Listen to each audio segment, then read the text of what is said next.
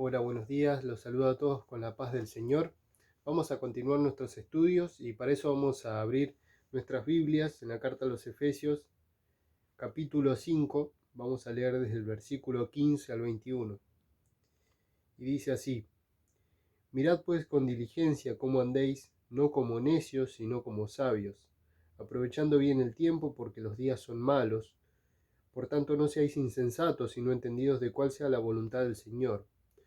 No os embriaguéis con vino, en lo cual hay disolución, antes bien sed llenos del Espíritu, hablando entre vosotros con salmos, con himnos y cánticos espirituales, cantando y alabando al Señor en vuestros corazones, dando siempre gracias por todo al Dios y Padre en el nombre de nuestro Señor Jesucristo. Someteos unos a otros en el temor de Dios. Bien, y hoy vamos a hablar del versículo 18. Prácticamente toda la clase vamos a hablar de este versículo, pero vamos a terminar con esta sección en este día.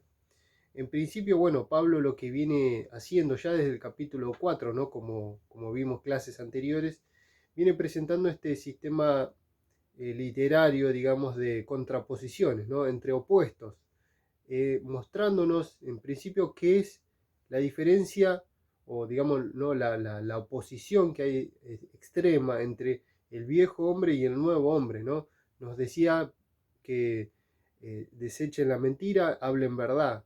El que hurtaba trabaje, ninguna palabra corrompida, sino la que sea de edificación, ¿no? Quítense vosotros toda malicia, griterías, maledicencia, antes sean benignos, ¿no? Y todo este sistema así de opuestos, ¿no? Algo muy parecido a lo que encontramos, por ejemplo, en Proverbios, ¿no? En la palabra se utiliza mucho este sistema. Después en el capítulo 5 también, ¿no? Ninguna palabra deshonesta, ninguna necedad, ¿no? Chistes groseros, sino acciones de gracia. Antes eran tinieblas, ahora luz, ¿no? Y lo que vimos en la clase pasada, fíjense cómo andan, no como necios, sino como sabios. Por lo tanto, desechen, el versículo 17, no sean insensatos, sino procuren entender cuál es la voluntad de Dios, qué es lo que agrada a Dios, ¿no?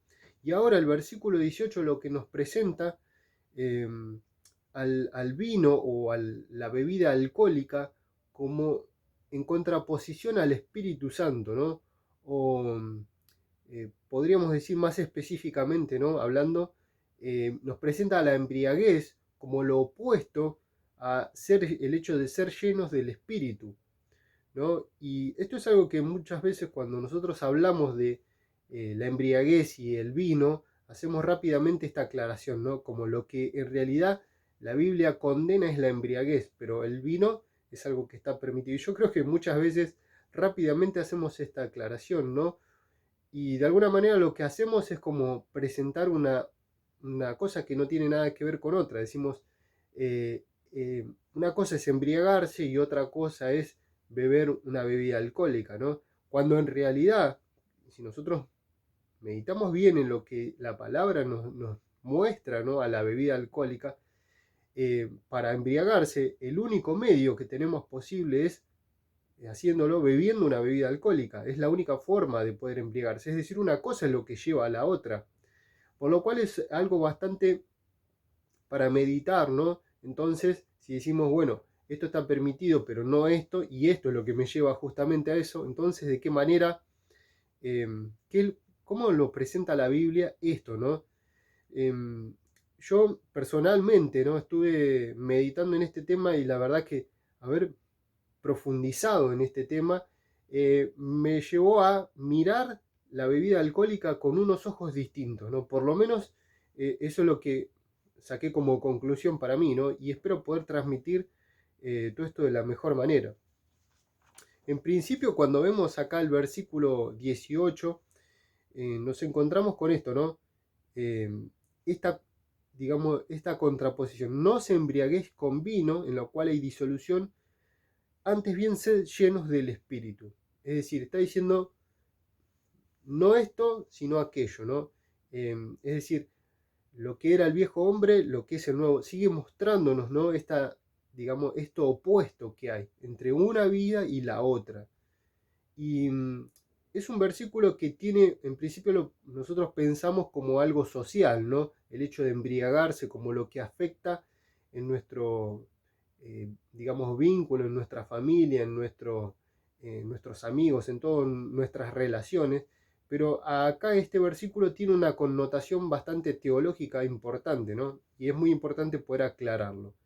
En principio, cuando habla de no embriagarse con vino, en el contexto que está escrito, ¿no? Había, digamos, voy a tratar de explicarlo así. Las religiones paganas, especialmente todo lo que venía de la mitología griega, tenía como costumbre en su sistema de adoración el hecho de embriagarse. Y ellos consideraban o creían que eh, beber vino, beber una bebida alcohólica que los hacía embriagarse, los hacía alcanzar ellos decían, una conciencia más elevada, ¿no? Es decir, se ponían borrachos en realidad y no sé qué imaginaban, pero ellos consideraban que estar en ese estado era como llegar a una conciencia más elevada, lo cual los llevaba a una adoración más profunda. Eso era la creencia, digamos, que era algo que se creía en todas estas regiones, y es el contexto en el que Pablo está escribiendo, ¿no? Y digamos, es algo que cuando yo estudié esto, ¿no? Me pareció muy interesante porque creo que es algo que hoy también se sigue practicando. De hecho, si nosotros conocemos, ¿no? Algunas prácticas de, no religiones, sino sectas serían, ¿no? Ocultistas, uno de los requisitos que ellos ponen para sus ritos, cuando realizan esos ritos, ¿no? Es tomar bebidas fuertes, bebidas, no vino, sino bebidas blancas, bebidas que son muy fuertes, y los que participan digamos, de esos ritos están totalmente embriagados, ¿no? Es algo que el diablo sigue utilizando, ¿no? Como algo que él lo utiliza para desinhibir la persona y para hacer que una persona haga atrocidades, ¿no? Sin embargo, este era el contexto en el que está escrito, y entonces es como que ellos, mientras más borrachos estaban, más comunión tenían con sus dioses. Y esto era lo que se creía en este contexto, ¿no? Entonces Pablo lo que está haciendo es aclarando esto. Y este es el eje de la contraposición, ¿no? Del opuesto entre no se emborrachen, sino sean llenos del Espíritu. Lo que les está diciendo Pablo entonces es, el sistema de adoración antigua era este, el que ustedes conocían, pero eso ya no va más. Ahora sean llenos del Espíritu Santo. Para alcanzar una adoración, antes lo hacían con las borracheras, ahora háganlo llenándose del Espíritu Santo, el medio para una verdadera adoración. Ahora que ustedes conocieron al verdadero Dios, es por medio del Espíritu Santo. Entonces, este era digamos, el contexto, ¿no? En el que Pablo dice esto, ¿no?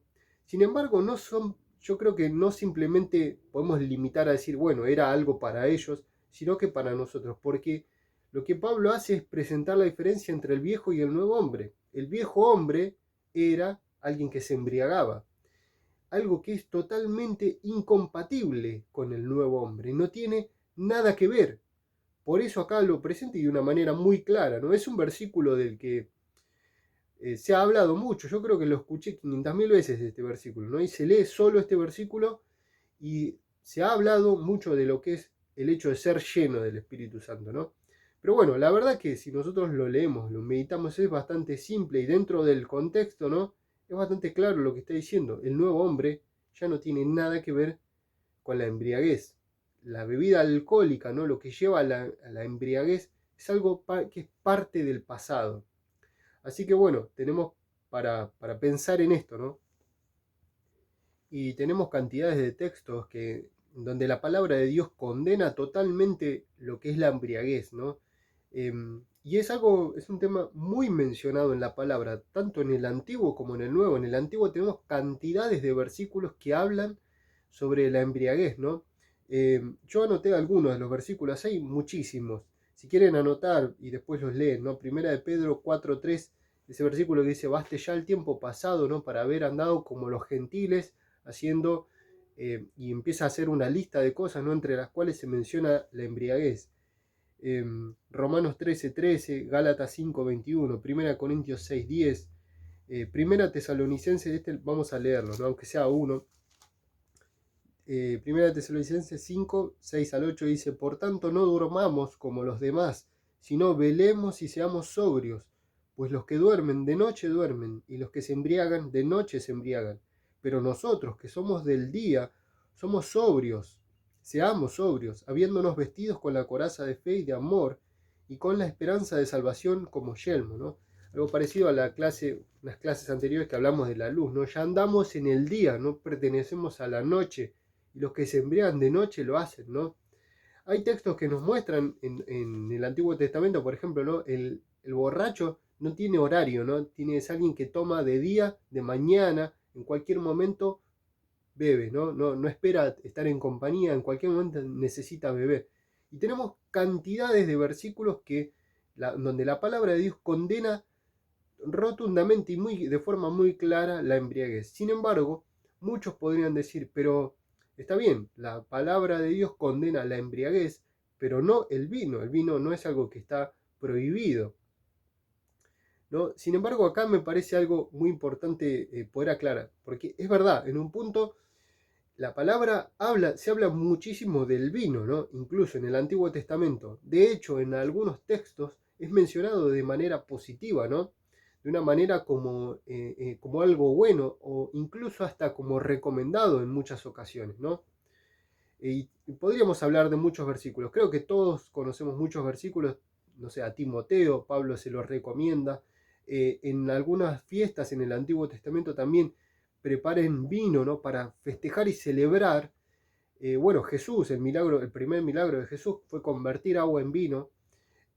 Uno de los versículos más que uno le llama la atención, ¿no? Es Isaías 55, los versículos 1 y 2, está hablando de la salvación y equipara allí a la salvación con el vino, ¿no? Algo que es muy llamativo, porque uno dice, ¿por qué utilizar este ejemplo, no? Como en realidad está hablando de un banquete, ¿no? Vengan, compren gratuitamente y coman.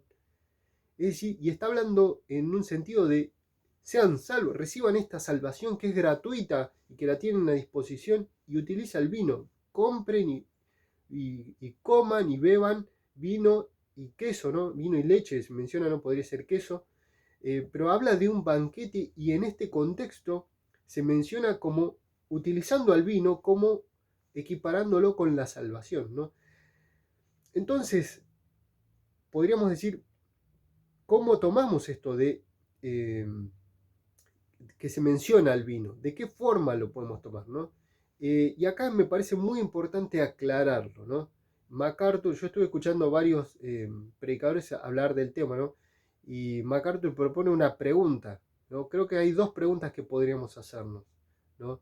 Si pensamos que el vino no es algo condenado en la Biblia, en principio, o hasta mencionado positivamente.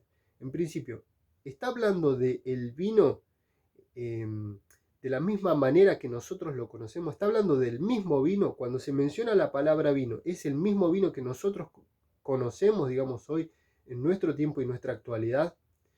Y la verdad es que la palabra vino, bíblicamente, ¿no? Tanto en el antiguo como en el griego, ¿no? Se menciona y se hace referencia a tres tipos de composiciones de este elemento, bueno, que nosotros conocemos como el vino, que se extrae de la uva, ¿no? Una de ellas es, por ejemplo, un uso medicinal. Por ejemplo, cuando nosotros vemos la parábola del buen samaritano, vemos que este hombre va y encuentra al hombre que está herido y lo cura, lo sana, ¿no? Y dice que le echa vino en su herida, ¿no? Es decir, nos parece raro porque nosotros no pensaríamos en echar vino en una herida como algo, ¿no? que podría sanarlo. Sin embargo, se entiende que también se le daba un uso medicinal, se extraía, digamos, de la uva, se le daba un uso medicinal, ¿no? Que es el que él utiliza. Otro uso que se le da, y se utiliza siempre la misma palabra, ¿no? Que nosotros se nos traduce como vino. Otro uso que se le da es el de un vino mezclado, que es también una bebida sacada de la uva, pero que se mezclaba con miel, con mirra o con algunas hierbas. y en algunos casos se mezclaba con agua. Era como algo diluido, ¿no? Porque el jugo que hacían era un líquido espeso, ¿no? Que se diluía en la mayoría de los casos con agua, ¿no? Que era la forma más sencilla de hacerlo. Y este vino era considerado como el vino más, vamos a decir, el más malo, ¿no? El más ordinario, el más común, el más, no el mejor, ¿no? Pero era un vino que, por los cálculos que se hace, por la composición que tenía muy baja porcentaje de alcohol. Y después el otro uso que se le da al tercero es el vino fermentado, que es el vino como nosotros lo conocemos. Entonces, cuando habla de vino, no necesariamente siempre está hablando del vino tal y como nosotros lo conocemos en nuestro tiempo. Por lo cual, cuando está hablando del vino, ¿en qué sentido estará hablando? ¿No? Es bastante difícil saberlo. De hecho, incluso, ¿no? Bíblicamente no hay mucho digamos, de cómo se hacía el vino, pero históricamente tenemos bastantes datos, ¿no? Hay un historiador que se llamaba Plinio, ¿no? de este tiempo, que es un historiador romano, ¿no? Del tiempo bíblico, que él habla mucho del vino y de cómo se hacía el vino, ¿no? Así que hay muchos datos extra bíblicos de este tema. Y él, una de las cosas que decía, yo anoté frases, ¿no? Porque se encontraron escritos que él decía que el vino no fermentado era el más rico y el mejor porque no causa alteración de los sentidos. Por eso ellos lo llamaban el mejor vino y era reconocido en el tiempo, que es el contexto bíblico, en todas las regiones, no solamente para el pueblo judío, sino para todas las regiones. Lo que ellos consideraban el mejor vino era el vino que no embriagaba y era un vino mucho más rico, que se tomaba puro, ¿no? Entonces, lo primero que pensamos, ¿no? Cuando hablan del mejor vino es en el milagro de Jesús. Cuando nosotros leemos el relato, dice que allí Jesús convierte el agua en vino y cuando lo prueban, dicen, este es el mejor vino, ¿no? Que, bueno, podemos deducir que es el mismo vino del que está hablando Plinio, ¿no? Entonces sería una locura, ¿no? Pensar que Jesús, en un contexto en donde todo un grupo de gente ya había estado bebiendo en una fiesta, ¿no? A lo largo de muchas horas, y se terminaron todo el vino, y que entonces Jesús diga, quédense tranquilos muchachos, yo voy a hacer para que tengan canilla libre toda la noche para que puedan tomar sin límites, ¿no? Y que esté hablando de un vino embriagante, algo que lleve a la gente que ya estaba borracha a seguir pecando, ¿no? Sería una locura pensar en eso, ¿no? Así que de ninguna manera podemos pensar eso. Incluso los gentiles pensaban del vino fermentado, el vino que produce alcohol, como la bebida de los bárbaros. Entonces el vino que yo he tomado, que muchos tomamos como vino puro, ¿no? En el contexto bíblico sería considerado como bárbaro. Nosotros seríamos considerados como bárbaros que tomamos vino puro, un vino fermentado, ¿no? Así que, en principio, cuando nosotros leemos en la Biblia que habla del vino, no necesariamente está hablando del vino tal y como nosotros lo conocemos, ¿no? Hay muchos usos que ellos le daban, ¿no? Así que, ¿de cuál está hablando? Bueno, no podemos saberlo. Así que, en principio, eso. Lo segundo que debemos pensar, ¿no? Porque está bien, podríamos decir, bueno, pero el vino entonces no podemos tomarnos como que es algo recomendado bíblicamente. Sin embargo, no existe un versículo en donde se prohíba el vino. Entonces podemos decir, pero el vino no está prohibido. Lo que está prohibido es embriagarse. Bueno, perfecto, ahí nos surge una segunda pregunta, ¿no? Porque entonces, si sabemos que el vino no está prohibido, sí está prohibido embriagarse. Y el único paso que tenemos para embriagarnos es tomando vino. Entonces, ¿cuál es el punto entre lo que está permitido o estaría permitido y lo que sabemos que no está permitido? ¿Cuál es el momento en el que yo digo, puedo decir, hasta acá es aceptable, esto está permitido, pero esto está mal? Esto es pecado. ¿Cuál es ese momento, no? Si entonces sabemos que embriagarse está mal, creo que nos surge esta segunda pregunta. ¿Qué es estar embriagado? Y yo creo que acá me encantaría hacer esta pregunta, ¿no? Para ver qué respuestas tenemos. Y creo que tendríamos cantidades de respuestas distintas, ¿no? Según la mirada de cada uno, uno tiene un parámetro distinto de qué es estar ebrio, ¿no? Muchos podríamos decir, alguien que ya no puede caminar, alguien que habla y tiene la lengua media dormida, ¿no? Yo creo que esos son obviamente extremos de embriaguez, pero sí es muy importante saber que cuándo, a partir de qué momento empezamos a estar bajo los efectos del alcohol. Y yo creo que la peor respuesta que podríamos dar sería, uno sabe cuando se está pasando de copas, o uno sabe cuando te vas dando cuenta, cuando hasta qué punto te estás pasando, ¿no? Porque justamente, eso sería lo peor que podríamos decir, porque justamente lo que hace el vino es que yo no me dé cuenta de lo que estoy haciendo, ¿no? Hay un pastor, Miguel Núñez, que él, está bueno lo que él dice porque él es médico, ¿no? Y él dice algo muy interesante, ¿no? Que para determinar cuándo sería algo aceptable o cuándo sería un límite o a partir de qué momento uno estaría pasando de un punto a otro, ¿no? Porque él dice que los médicos estudiaron, ¿no? Cómo, digamos, los efectos que va produciendo a medida que se va consumiendo determinadas cantidades, los efectos que va produciendo en el cerebro, ¿no? El alcohol. Y estos médicos son los que determinan luego, los que dicen a la ley, cuál sería el límite o qué sería lo aceptable, vamos a decir, ¿no? Entonces, cuando, por ejemplo, si yo voy manejando y me para la policía, entonces ellos tienen una manera de medir y ellos tienen un parámetro para decir hasta acá, ¿no? 0,5 de alcohol en sangre es el límite, sería el límite para que yo, digamos, pasado de ese límite ya empezaría a perder mi sano juicio.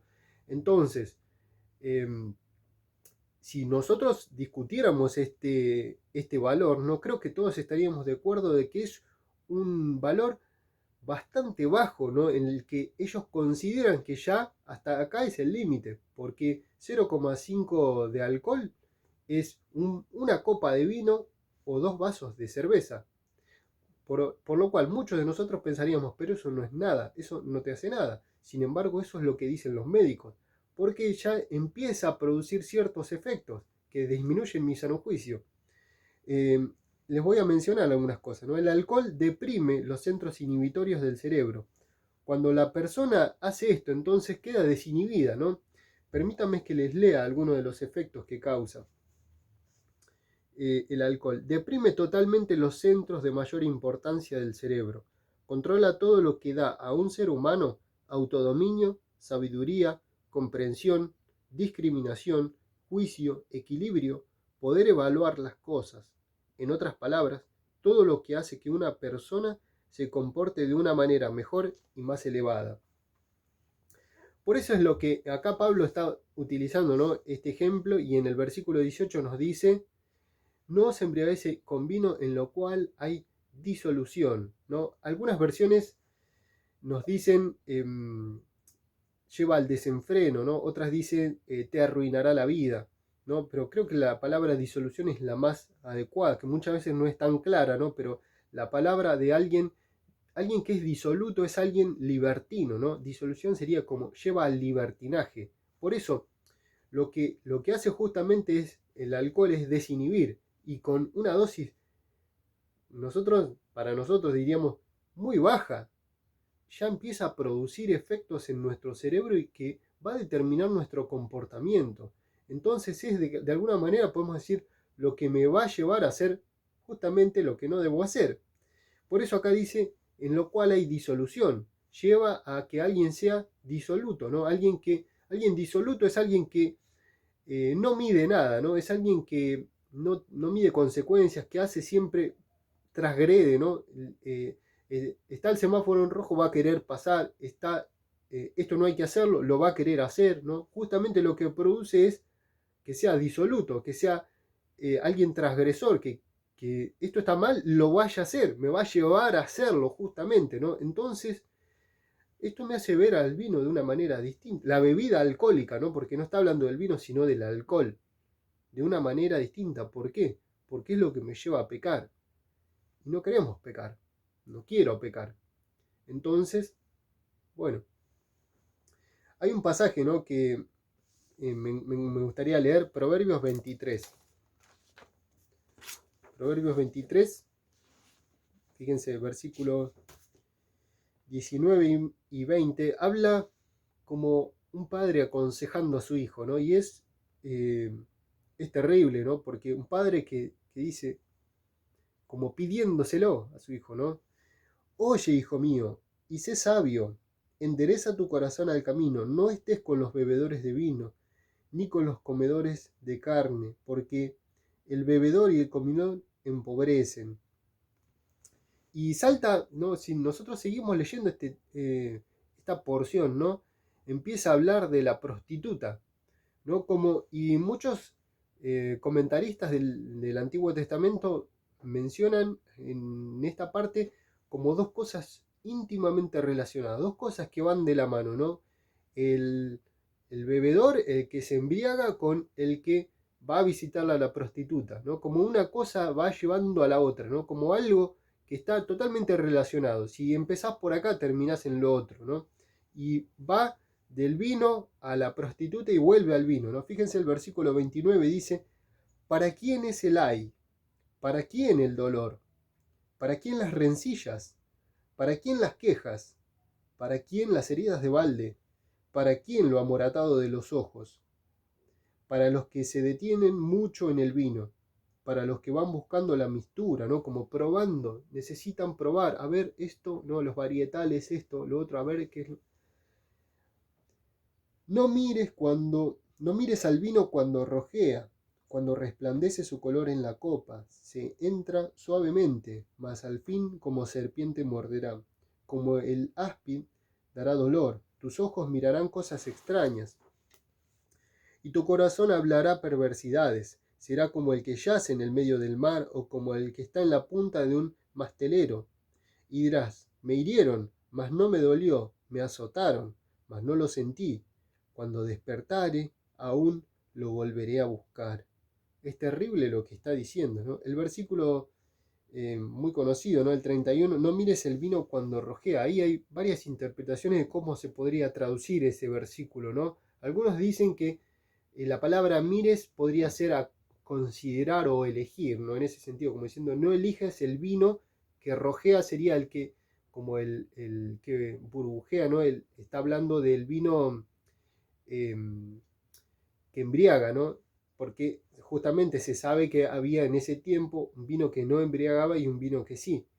Otros dicen que está hablando de que no bebas y no mires cuando rojea, como diciendo cuando se ve la pulpa en el fondo del vaso, como diciendo te estás tomando hasta fondo blanco.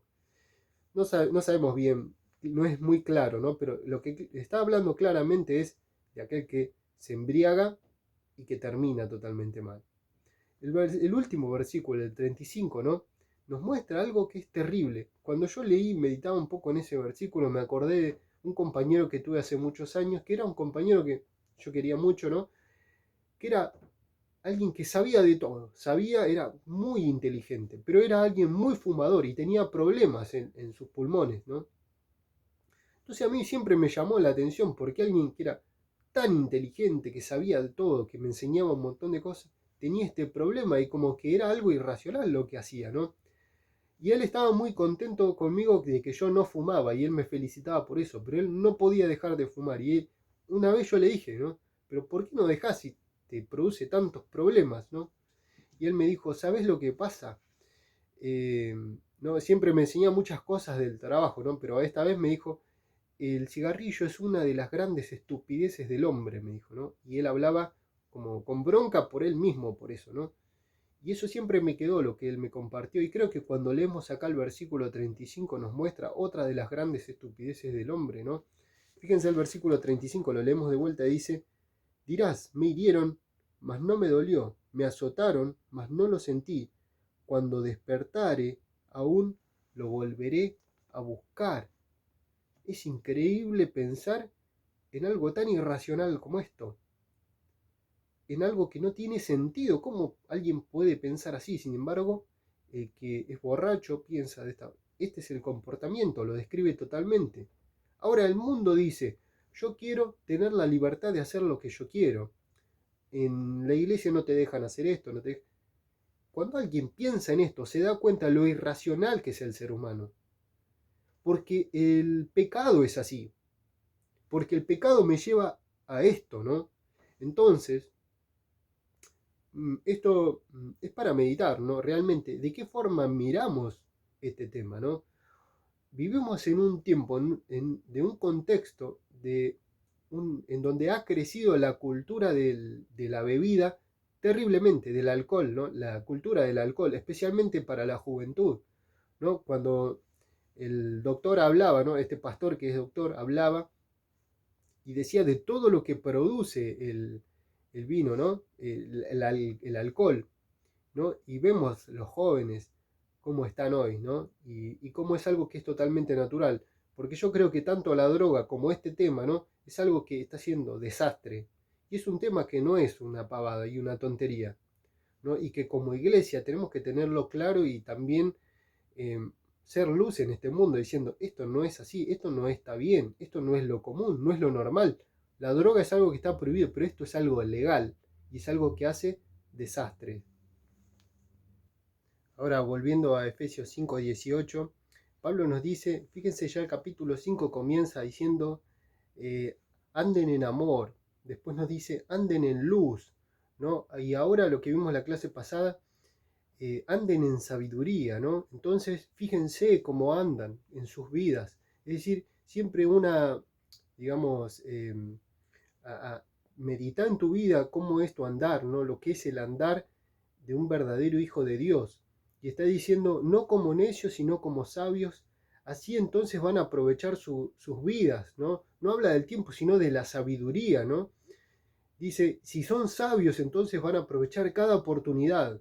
El versículo 17 dice, por tanto, entonces, ¿no? Como diciendo, para ser sabios, no sean insensatos, ¿no? Como la gente que no piensa, sino procuren entender qué es lo que agrada a Dios, cuál es la voluntad de Dios en todo esto que decíamos que nos menciona en la carta, ¿no? La voluntad de Dios. Y en este contexto nos dice el versículo 18, no os embriaguéis con vino, en lo cual hay disolución, antes bien sed llenos del Espíritu, ¿no? Y en este contexto, y es muy importante el contexto, ¿no? Por lo que viene hablando, ¿no? De la sabiduría, nos dice esto ahora, ¿no? ¿Por qué es muy importante? Es un versículo que se ha utilizado muchísimo, se ha hablado mucho, pero se lo toma aisladamente, ¿no? Como el versículo solo, cuando es el único versículo que encima nos llama o nos manda, ¿no? Porque es una orden, que seamos llenos del Espíritu. Y se ha escrito muchísimo, hay libros, yo no leí ningún libro de estos, ¿no? Pero que hablan de la llenura del Espíritu Santo. Ahora, en el contexto, ¿no? Como decíamos, ¿no? Porque es muy importante entenderlo, digamos, y acá es clave la gramática, ¿no? Algo que es bastante engorroso, ¿no? Esa tarea, pero es muy importante para poder entender bien a qué refiere, ¿no? Con esto de la llenura del Espíritu Santo, porque es algo que Dios nos manda y que debemos buscar, la llenura del Espíritu entonces, ¿no? Pero se ha hablado y se ha dicho muchísimas cosas. Por ejemplo, se lo toma en el mismo contexto diciendo, así como el vino los controla, es algo externo que controla al ser humano, esto es lo que se dice, ¿no? De la misma manera, entonces es como, ser lleno sería como una especie de embriagarse del Espíritu Santo para ser controlados totalmente. Esto se ha hablado muchísimo. Y la verdad que cuando leemos el texto no está diciendo eso en realidad, no está hablando de la sabiduría.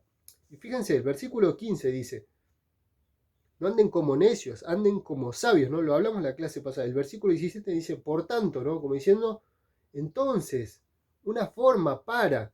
El versículo 16, vuelvo atrás, aprovechando bien el tiempo, es un resultado de ser sabio. No es una forma para, sino es un resultado. Si sos sabio, vas a aprovechar bien cada oportunidad. Y el versículo 17 está diciendo, entonces, ¿cómo? No sean insensatos, ¿no? Como el que no piensa, sino procuren entender la voluntad de Dios. Y en esa línea está diciendo ahora el 18. Podríamos decir entonces, alguien necio es alguien que obviamente desperdicia su vida y es alguien insensato y es alguien que se embriaga con vino. alguien sabio sería alguien que aprovecha su vida, es alguien que procura conocer la voluntad de Dios, ¿no? O que conoce la voluntad de Dios y es alguien lleno del Espíritu. Eso sería como una explicación, ¿no? En realidad. Ahora,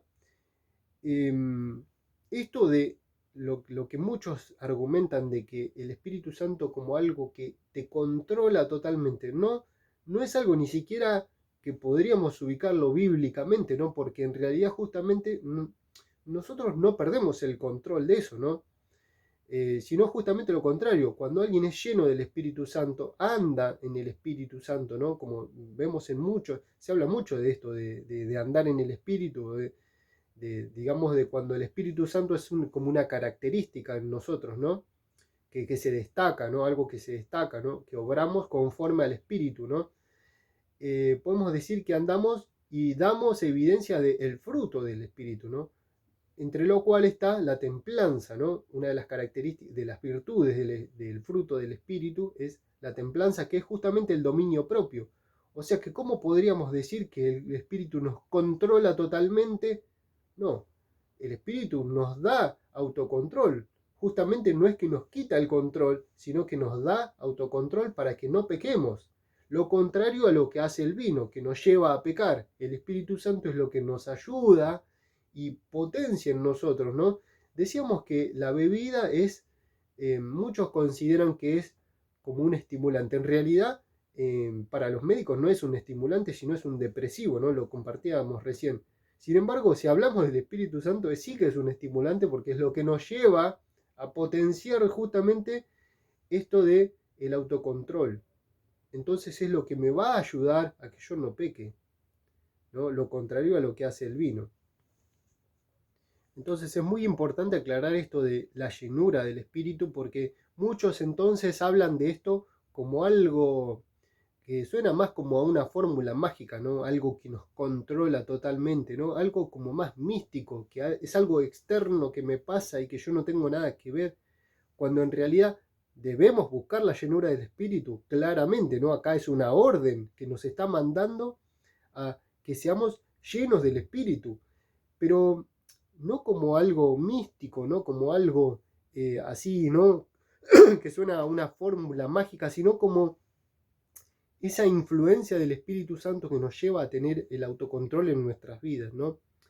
Y no habla tanto de, digamos, no es lo mismo que el bautismo del Espíritu, ¿no? Nosotros cuando leímos ya en Efesios el capítulo 1, el versículo 13, dice que fuimos sellados con el Espíritu, es decir, el Espíritu ya lo tenemos nosotros, pero acá esto de ser llenos es más una característica, ¿no? Que encontramos, por ejemplo, en muchos hombres que, por ejemplo, cuando leemos Hechos, ¿no? Que fueron o que eran llenos del Espíritu, o fueron llenos del Espíritu, ¿no? Y vemos que es una gran característica que los destacaba a ellos, ¿no? Por ejemplo, Esteban. Se habla de Esteban como alguien lleno del Espíritu. Ahora, cuando busqué esto de ser lleno del Espíritu, me llamó la atención esto, ¿no? La palabra pleró es en griego, ¿no? Y lo primero que me acordé que una palabra que ya la vimos mencionada muchas veces, ¿no? Entonces busqué dónde estaba plero. Y es una palabra que aparece muchas veces junto con, porque plero quiere decir esto de lleno, ¿no? Literalmente quiere decir ser llenos a plenitud, ¿no? Y muchas veces está conjugado con la palabra pleroma, que es la palabra plenitud, una palabra muy utilizada en la carta de Efesios. Por ejemplo, ¿no? En el capítulo 1, el versículo 23, cuando habla de la iglesia, ¿no? La mencionan por primera vez, nos muestra, ¿no? En realidad la carta de Efesios, que Dios elige a la iglesia como el medio para dar a conocer la plenitud de Cristo al mundo, ¿no? Eso es lo que encontramos en el capítulo 1. Pero aparte es mencionado muchas veces esto de la plenitud, no solamente de, digamos, del espíritu, ¿no? Sino en el sentido de, por ejemplo, en la segunda oración de Pablo, en el capítulo 3, en el versículo 19, lo cuarto que pide, ¿no? Es para que seamos llenos de toda la plenitud de Dios. Entonces, cuando leí ese versículo, ¿no? Porque después en el 4:13 también habla de la plenitud de Cristo como cosas que son paralelas, ¿no? Como lo mismo, ¿no? cuando dice la meta es que seamos maduros hasta la estatura de la medida de la estatura de la plenitud de Cristo, ¿no? En el 4:13. Cuando leo esto digo, pero está hablando ahora de ser llenos del Espíritu. Es lo mismo que vimos, por ejemplo, en la oración, que sean llenos de toda la plenitud de Dios. ¿Por qué entonces muchos hacen, no sé, como una teología de este versículo, como diciendo lo que es la llenura del Espíritu, y por qué no hablan de la llenura de Dios, que Pablo está hablando en el 3:19, ¿no? O en el 4:13, la llenura de Cristo? Si es lo mismo, es la Trinidad. Hablar de la llenura de uno es hablar de la llenura del otro, ¿no? Porque hablamos de la Trinidad. O sea que en este sentido decir que somos llenos del Espíritu no me parece algo que sería algo alocado, decir que somos llenos del Espíritu Santo, ¿no? De todas maneras, muchos lo entienden en un sentido de que no está hablando literalmente de que de lo que nos llenamos es del Espíritu Santo, sino que el Espíritu Santo es lo que nos llena de otra cosa, ¿no? El pastor Pelufo, por ejemplo, lo explica así: si yo digo esto es un vaso de agua, todos entendemos que es un vaso de agua, pero en realidad el vaso es de vidrio. Lo que es agua es el contenido. Está bien decir es un vaso de agua, y también estaría bien decir este es un vaso de vidrio. Lo mismo pasa en el griego y en nuestro idioma, ¿no? Por eso decir que somos llenos del Espíritu, en realidad no queda claro si está hablando del Espíritu como el elemento del que nos estamos llenando, o si está hablando del Espíritu como el agente que nos está llenando a nosotros de otra cosa. Por ejemplo, cuando nosotros leemos en Hechos, ¿no? Y tenemos muchos ejemplos de varones que fueron llenos del Espíritu, ¿no? Esteban, por ejemplo, lleno de fe y del Espíritu, ¿no? Llenos de gozo, llenos de valor, ¿no? Y con denuedo predicaban, ¿no? Fueron llenos del Espíritu y entonces tomaron valor para, en el contexto que estaban, poder seguir compartiendo la palabra, ¿no? Es decir, habla de la llenura del Espíritu más como una característica y como algo que es una acción continua, ¿no? No lo mismo que el bautismo del Espíritu, ¿no? Que es algo que ya todos lo tenemos, pero sino como una acción continua que todo el tiempo, cada día debemos ir llenándonos del Espíritu Santo. Y fíjense que entonces leíamos que en el contexto que está escrito está en paralelo con el conocer la voluntad de Dios. Es decir, ser lleno del Espíritu es paralelo a conocer la palabra de Dios. Como ustedes saben, en Colosenses es la carta que es paralela a Efesios, ¿no? Y toda esta sección es muy parecida, está escrita en Colosenses. Fíjense, abran en Colosenses 3. Allí tenemos el versículo 16. Toda una sección que dice casi lo mismo que en Efesios, ¿no? Es los versículos paralelos. Y fíjense lo que dice. Colosenses 3:16 dice: la palabra de Cristo more en abundancia en vosotros, enseñándoos y exhortándoos unos a otros en toda sabiduría, cantando con gracia en vuestros corazones al Señor con salmos e himnos y cánticos espirituales. Tengan la mano ahí, vamos a Efesios, tengan un dedo y un dedo. En Efesios dice, continúa diciendo, ¿no? Después de lo de la llenura del Espíritu, Efesios 5:19 dice: hablando entre vosotros con salmos, con himnos y cánticos espirituales, cantando y alabando al Señor en vuestros corazones. Versículo 20 en Efesios dice: dando siempre gracias por todo al Dios y Padre en el nombre de nuestro Señor Jesucristo. Volvemos a Colosenses, el versículo 17 dice: y todo lo que hacéis, sea de palabra o de hecho, hacedlo todo en el nombre del Señor, dando gracias al Dios y Padre por medio de Él. Es decir, son prácticamente idénticas. Todo lo mismo que dice una, dice la otra, en el mismo orden. Incluso, si seguimos en Colosenses, fíjense, después dice: las casadas estén sujetas a sus maridos, como conviene el Señor. El 19, maridos, amad a vuestras mujeres. El 20, hijos, obedeced a los padres. Y después habla a los siervos y a los amos. En el mismo orden encontramos todo lo que va a seguir en Efesios. Después habla del matrimonio, las casadas, del versículo 25, maridos amen a sus mujeres. Capítulo 6 empieza diciendo a los hijos y a los padres, después a los padres, cómo tienen que instruir a los hijos, y después sigue con los siervos y los amos. Exactamente hasta el mismo orden que encontramos en Efesios, lo encontramos en Colosenses. ¿Cuál es entonces la diferencia? Es justamente esto lo que es, digamos, el paralelo a ser llenos del Espíritu, es lo que dice Colosenses 3:16.